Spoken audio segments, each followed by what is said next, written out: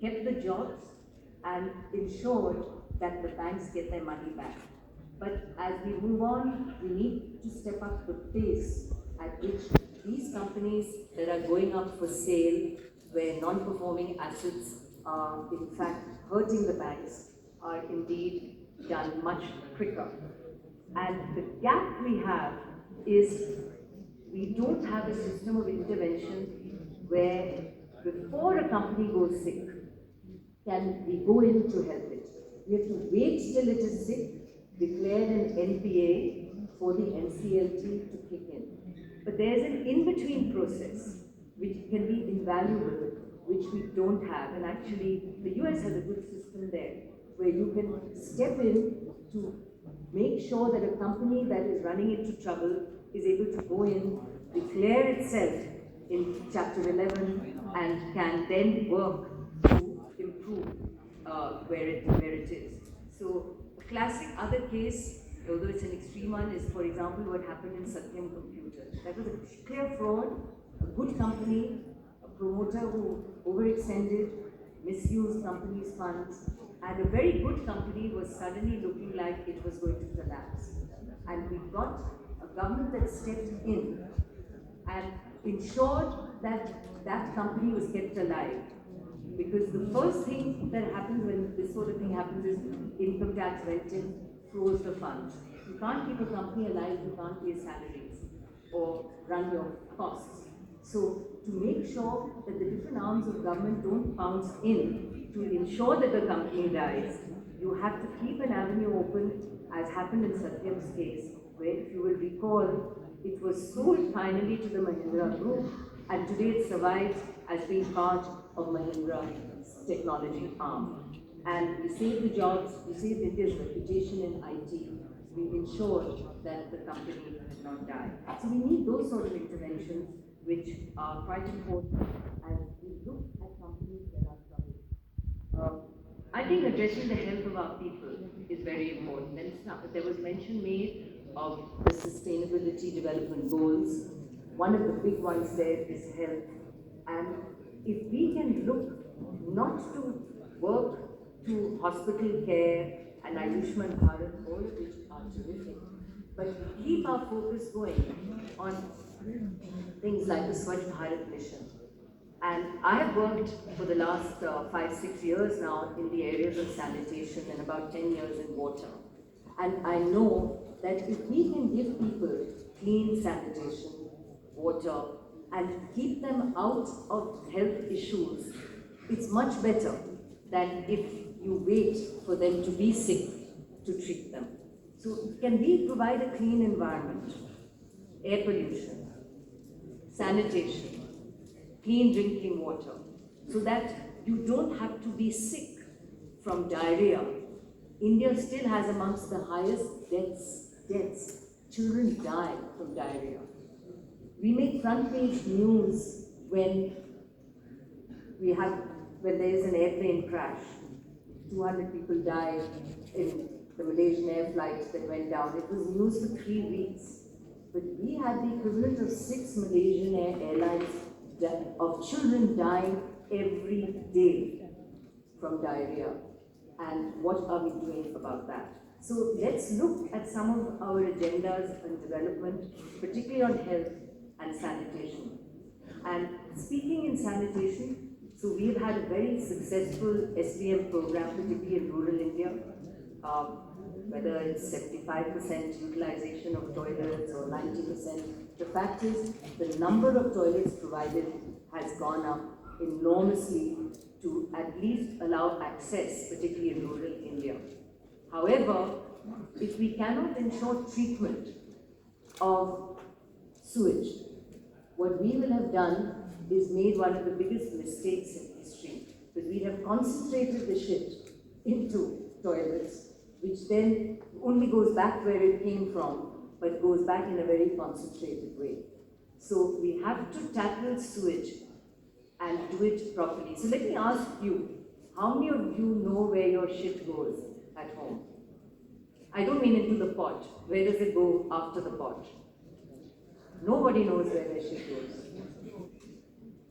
Seriously. So if you're lucky, the city will pipe that sewage through pipes to a treatment facility.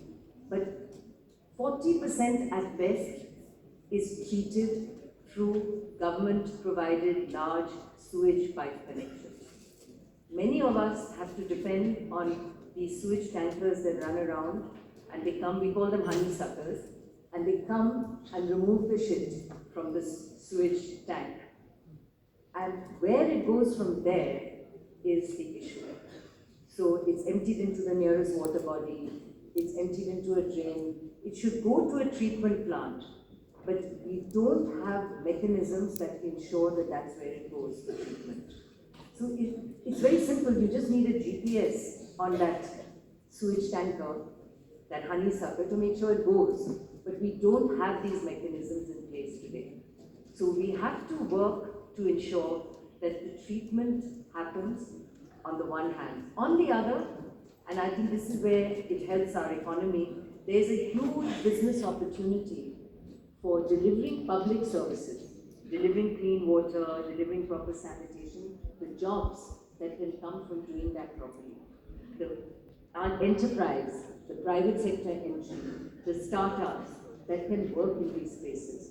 So government has to vacate the spaces it doesn't do well, create an ecosystem where you and I are happy to enter that space, provide those services without feeling harassed and bothered, know that our bills will be paid in time, that know that our contracts are honored, and suddenly you get this huge growth of an industry which has not existed in the private domain today.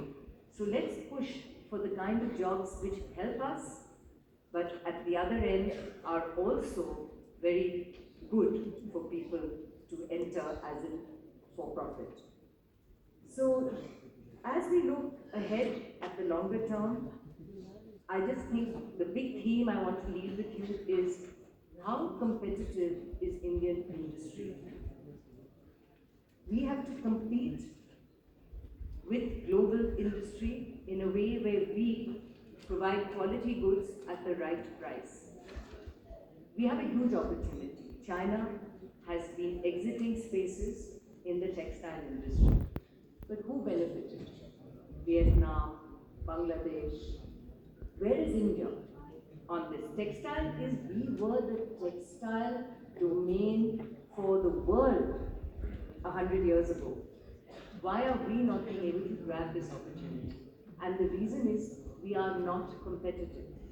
We are not competitive because of labor, we're not competitive because of interest costs, we're not competitive because we can't provide land and facilities readily. So what is the competitiveness that we provide to allow investment from industry coming from abroad, investment in India, to ensure that the competitiveness of Indian industry is met? We need our exports to increase.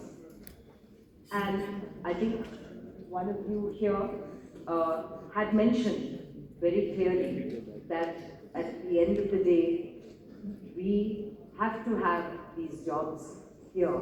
We have a huge market. Our opportunity is a huge market, the Indian marketplace. So how can we ensure that Indian industry invests for this Indian marketplace and we get foreign investments coming in again to serve the Indian marketplace? So we do that by being competitive, by being able to provide access at a price point which works for all of us. Now, I think we need to take a look at these hard choices. And doing this, we cannot delay any further. And ease of doing business is only part of it. Addressing these issues on factors of production is going to be key. Another area, of course, is startups. I'm not going to repeat a lot of what has already been said by Mr. Pandit, but again, the opportunity we provide for startups, for entrepreneurship, is again a huge opportunity. It's a huge opportunity for you, it's a huge opportunity for the country, it's a huge opportunity to provide, as I mentioned earlier, public services for public good and yet make profit from it. if we can get the government policy helping and working for you in that space. And lastly, I would say, let's look at the global supply chains. It's not easy for every little company, even with e-commerce, even with the help that the government provides, to go out and market its goods. Can we be part of global supply chains? Which means that a company here, whether it's Apple or Samsung or Walmart or whoever, buys here to supply to the world. Some of these companies were exporting $50 billion worth, a single company, $20 billion, $50 billion through purchasing in China, supplying to the rest of the world. We have to be part of these global supply chains. So make sure that we aren't shipping electronics into India, but actually manufacturing or assembling, adding value in India, so we become suppliers to the world. This is what happened with Maruti Suzuki. If you think of India today as being one of the biggest auto ancillary countries in the world, it didn't happen just by chance. It happened because Maruti began to start first-timers in the business of providing spare parts and supplies to them so they could make the car. So let us have more examples of companies which develop supply chains for the local market, for the global market, and use our negotiation with these so that we can create successful examples where we become suppliers to the world of different products. So let's leverage the size of the Indian market. Let us leverage the talent pool we have. And I have no doubt that we can reach that 5 trillion number, whether by 2024 or soon after, depends on you. Thank you.